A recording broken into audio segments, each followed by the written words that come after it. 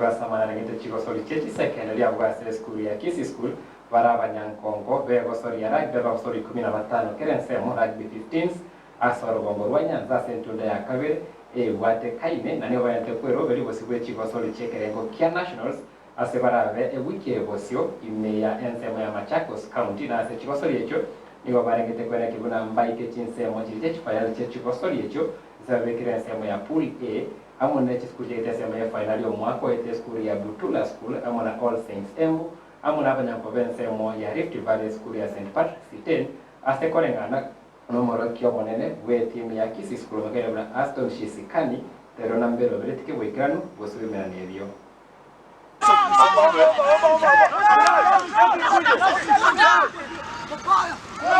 Aiga na segeti ya Kisii school asabanya ngoko banyanze gosori ya rugby abagosori 15 kerense mu baregeti amaegero yentundo yo moyo bosiwe menano via nationals via secondary wikere bosio ime county ya Machakos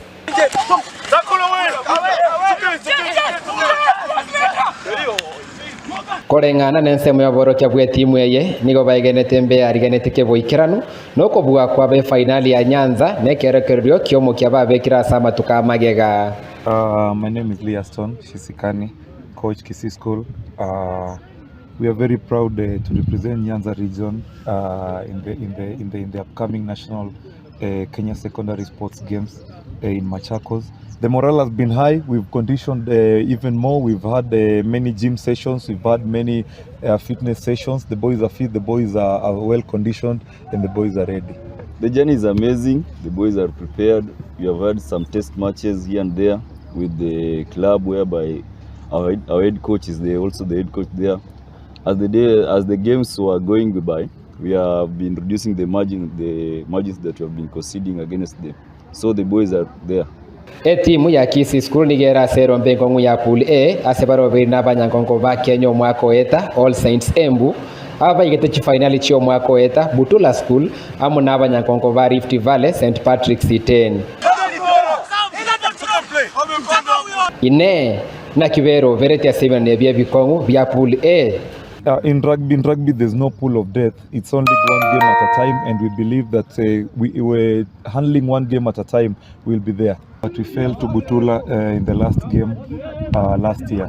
But the boys have worked hard. We've trained hard. We've worked towards the game.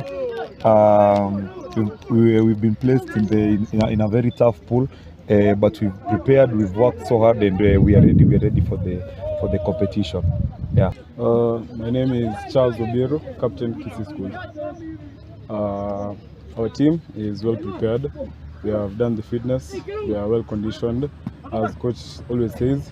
And as coach has also said, our major investment is in defense, because we believe that defense can win you games. It's not always about the attacks.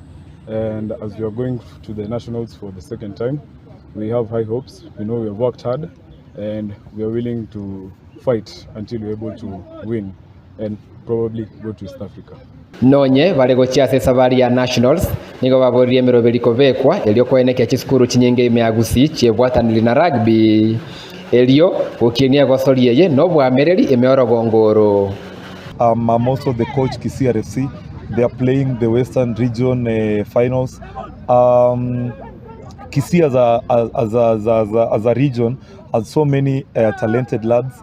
And it's a good picture that it's now coming into picture, that people are now noticing the talent in Kisii region.